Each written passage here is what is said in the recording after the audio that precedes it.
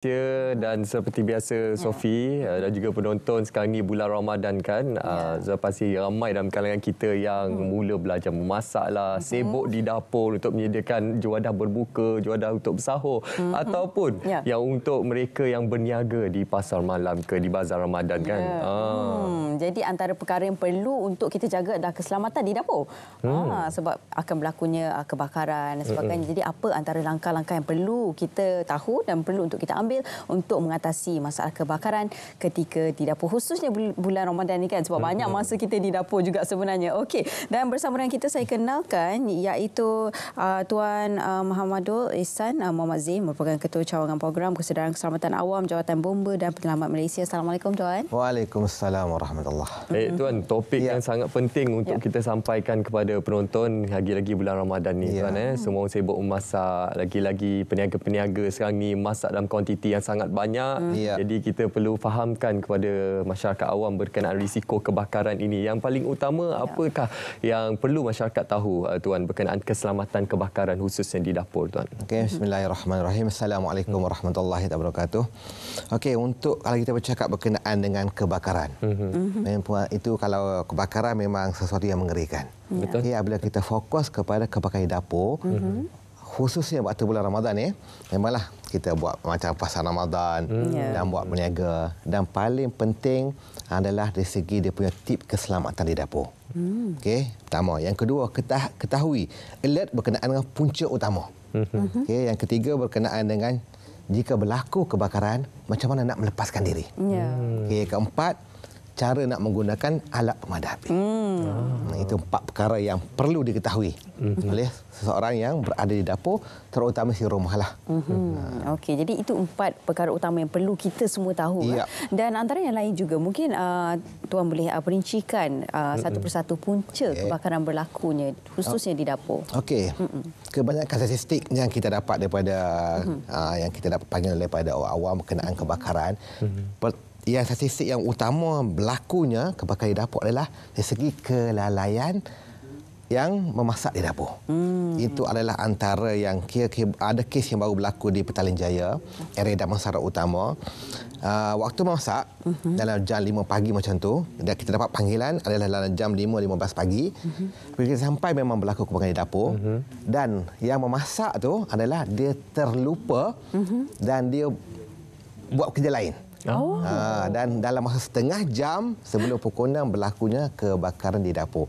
Dan panggilan kepada bomba pun sampai, dan kita dapati memang sahabat oleh dia alpa dan lalai meninggalkan tempat memasak. Itu antara kelalaian utamalah, antara punca utama. Yang kedua ada juga berkenaan kebocoran gas. Okey, gas ni dia punya injak silinder LPG tu amat penting kita pastikan kena jarak di antara dapur memasak dengan silinder gas paling kurang 1.5 meter. Ada yang memasak dekat berhampiran sangat dengan tabung gas LPG. Itu adalah punca-punca kebakaran, dan kebocoran gas itu adalah kita kena pasti betul-betul. Ada yang si rumah ni tahu LPG berbahaya, tapi dia tak buat segi penyelenggaraan ataupun checking in-house berkenaan dengan macam mana kita nak kena pasti macam mana ada kebocoran gas. Okey, itu persoalan utamanya. Saya sendiri pun nak tahu, saya yakin penonton pun nak tahu bagaimana sebenarnya kita nak kesan kebocoran gas tu berlaku, Tuan, sebenarnya. Okey, ada banyak cara kita nak kesan. Antara yang paling mudah menggunakan buih sabun. Okey, dekat dia punya alat atur dia punya injap gas tu. Letakkan sabun. Kalau jika ada keluar buih, itu tandanya ada bocor. Yang kedua, dia punya hose dia tu pastikan tidak ada berlakunya kebocoran. Dengan kita letak juga sabun, jika saluran dia ada berlakunya dia punya buih dan buih sebagainya, kalau buih maknanya ada kebocoran. Yang ketiga, kita boleh baung. Kalau baung tu macam sesuatu yang tidak menceronok ataupun sesuatu yang bau-bau yang pelik ataupun busuk, itu mungkin ada berlakunya kebocoran gas. Maksudnya kalau ada bau gas tu, Tuan, kita jangan terus nak buka api, Tuan. Betul. Buka 2 tingkap pintu semua. Bagikan dia punya pengudaran dia berjalan dengan baik. Kebanyakan yang tabung gas juga ada yang silinder lebih letak di bawah tempat kurungan. Kurungan yang biasanya di dapur, biasanya di bawah tempat yang kabinet tu, letakkan di dalam tu dalam keadaan yang terkurung, sempit. Tiada pengaliran udara yang baik. Yang itu juga boleh merisikokan, boleh berlaku. Pasal dari tabung gas ni adalah jangka dia punya boleh berlakunya letupan yang jika tidak di-handle dengan cara yang baik. Dia macam bom jangka. Bahaya. Bahaya. Ya, takut itu dengar. Betul. Jadi banyak kes yang berlaku yang melibatkan ada juga letupan LPG silinder gas. Ya. Okey, itu antara perkara yang perlu untuk kita ambil tahu supaya kita mengenal pasti apakah antara punca-punca berlakunya kebakaran, dan di hadapan kita ada pemadam api dan juga kita nak tahu juga apa antara fungsinya dan juga perbezaannya, Tuan. Okey, untuk pemadam api ni cukup benda pentinglah. Kebanyakan masyarakat kita memang tahu alat pemadam api. Kenal alat pemadam api. Tapi cara nak menggunakannya memang tak tahu kebanyakan. Saya boleh garanti 80%. That's why sekarang kita pertingkatkan kempen kesedaran kita cara macam mana nak menggunakan alat pemadam api. Dulu kalau tuan-tuan tengok dulu alat pemadam api ada tak warna-warna biru, warna hitam, warna coklat. Ada kan? Betul. Okey. Apa perbezaannya tu? Okey, yang tu perbezaan dari segi dia punya jenis kelas api. Okey, contoh kalau dulu berbeza, sekarang ni semua warna merah. Cuma perbezaan dia kita tengok dia punya dari segi warna ni. Kalau untuk biru ni adalah untuk ABC powder, sebut kering. Okey. Okey, cara penggunaannya memang kita nyatakan di sini. Macam cara menggunakan. Cara menggunakan memang semudah ABC. Sebab untuk dia dipanggil ABC powder. Mudah sangat. Tetapi semudah ABC juga. Semudah ABC, tapi kebanyakan orang tak tahu nak guna. Walaupun ABC. Ya. Tengok macam ni, mungkin cemas kot tuan. Kita jadi panik tak tahu nak guna. Antara yang masalah kan kita dah cepat panik. Betul. Benda tahu tapi sebab panik macam mana nak gunakan, kadang-kadang dia tak tahu nak buka pin pun. Okey. Kerana twill ni kadang-kadang tak tahu, dia ingatkan kalau pergi letak api macam tu dia akan keluar sendiri. Benarnya kena tekan secara manual. Manual ya. Untuk keluarkan dia punya Bukan powder. sensor. Bukan sensor. Yang tu yang berlakunya macam tu.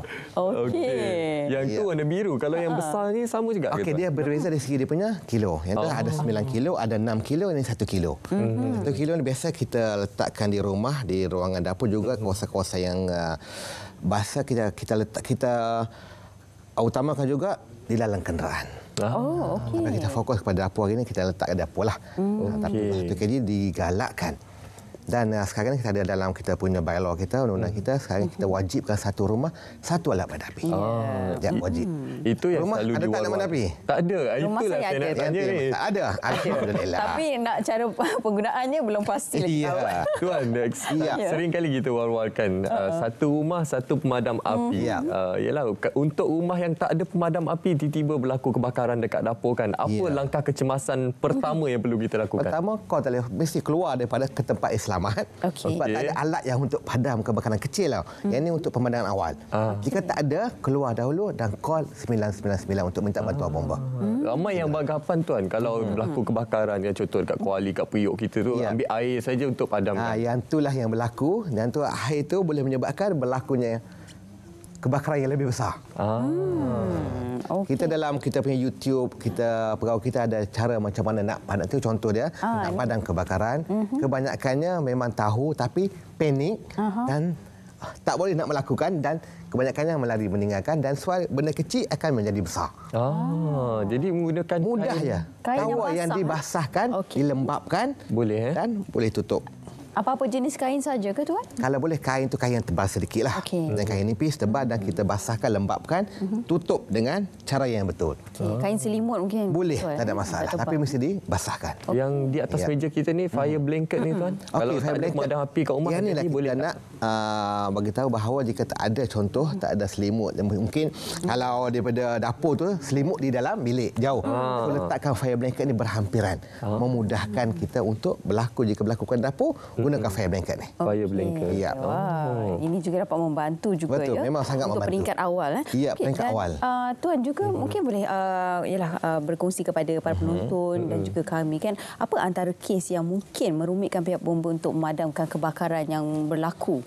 Okey, kebanyakan kes yang melibatkan kebakaran di dapur ni kebiasaannya merumitkan pegawai anggota bomba untuk buat penyelamatan juga mana kebakaran adalah adanya gerigi.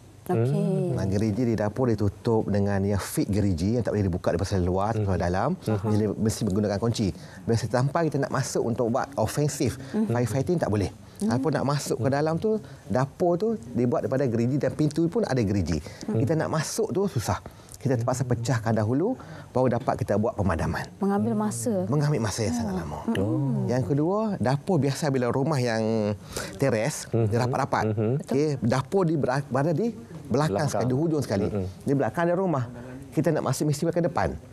Yang depan tu mengambil masa untuk sampai ke dapur. Dan juga susun atur rumah tu menyukarkan pegawai kita untuk sampai ke tempat yang berlaku kebakaran tu agak makan masa sikit. Untuk antara kesukaran yang kita hadapi semasa untuk menyelamat. Yang terbaru berlaku pada 16 Mac yang lepas, iaitu di kawasan Petaling juga, melibatkan 2 orang mangsa, suami isteri meninggal dunia dan anak dapat kita selamatkan berumur 14 tahun. Itu pun berlaku kebakaran di dapur dan sampai peringkat ada 2 tingkat lah. Di atas juga merebak kebakaran. Tapi kita dapat cepat sampai, kita dapat selamatkan anak dia. Tapi yang parent 2 tu tak dapat selamatkan. Itulah insiden ataupun tragedi yang perlu kita elakkan. InsyaAllah dengan tahap kesedaran yang kita ini berkenaan kebakaran ini. Jadi apakah antara kesiapsiagaan, peranan daripada pihak Jawatan Bomba sendiri untuk mencegah dan juga meningkatkan kesedaran, memberikan advokasi kepada masyarakat? Untuk makluman, kita ada cawangan kesedaran keselamatan awam di seluruh negeri, seluruh Malaysia. So, kita ada dalam 17 negeri. Kita dah lantik pegawai untuk bagi penerangan berkenaan dengan betapa pentingnya bahawa menjaga dari segi keselamatan nyawa dan harta benda itu sangat penting. Dan penggunaan alat padam api pun kita tingkatkan dari segi kesedaran macam mana nak menggunakan alat padam api. Jangan hanya tahu ada alat padam api tapi tak tahu cara nak menggunakan. Ya. Okey Tuan. Secara ringkasnya Tuan, pemadam api ni juga ada tarikh luput. Jadi sekiranya dah sampai ke tarikh luput tersebut, apa yang perlu kita lakukan? Kita untuk kalau sebelum ni kita refer kepada MS 1179, tapi yang terbaru MS 153943 tahun 2003, dia punya jangka hayat adalah 10 tahun. 10 tahun. Untuk warna merah sekarang ni. Kalau dulu ada sampai 12 tahun. Tapi sekarang ni yang bermula tahun 2005. 10 tahun sahaja jangka hayat. Bila kita dah sampai 10 tahun, kita kena lupuskan dengan cara prosedur yang betul lah. Tapi kalau untuk dia punya dari segi penyelenggaraan alat padam api, setahun sekali wajib dapatkan pengesahan daripada Jabatan Bomba. Setiap kena renew setiap setahun sekali. Setiap tahun sekali. Okey Tuan, untuk kita menggalakkan setiap isi rumah memiliki alat pemadam api ni, ramai yang kalau boleh wajib malah. Dekat mana nak dapatkan alat pemadam api sebenarnya? Mudah, kita ada satu sistem dalam EFIS, dalam sistem EFIS. Buka dalam sistem EFIS, kita ada paparkan koordinator yang telah berkelayakan, yang telah yang kompeten, yang telah diiktiraf oleh Jabatan Bomba. Ada senarai beratus senarai yang boleh menawarkan dari segi perkhidmatan untuk kita nak beli alat padam api. Pastikan yang paling penting adalah ada dia punya cop sirim. Cop sirim. Baik. Sama cop sirim, kedua ada pengesahan dari Jabatan Bomba. Dua penting. Bukan setakat di rumah namun juga di kereta juga. Sangat penting Tuan. Okey, kalau yang di dalam kereta yang kecil macam ni Tuan. Betul. 1 kg ataupun 3 kg. Okey, banyak sebenarnya yang kita belajar pada hari ini dan juga kita kongsikan kepada penonton untuk kita mengurangkan risiko kebakaran di dapur khususnya sepanjang bulan Ramadan pada kali ini. Terima kasih kita ucapkan kepada penolong Pesuruhjaya Bomba Muhammadul Ihsan Muhammad Zain, Ketua Cawangan Program Kesedaran Keselamatan Awam Jawatan Bomba dan Penyelamat Malaysia. Terima kasih Tuan. Sama-sama.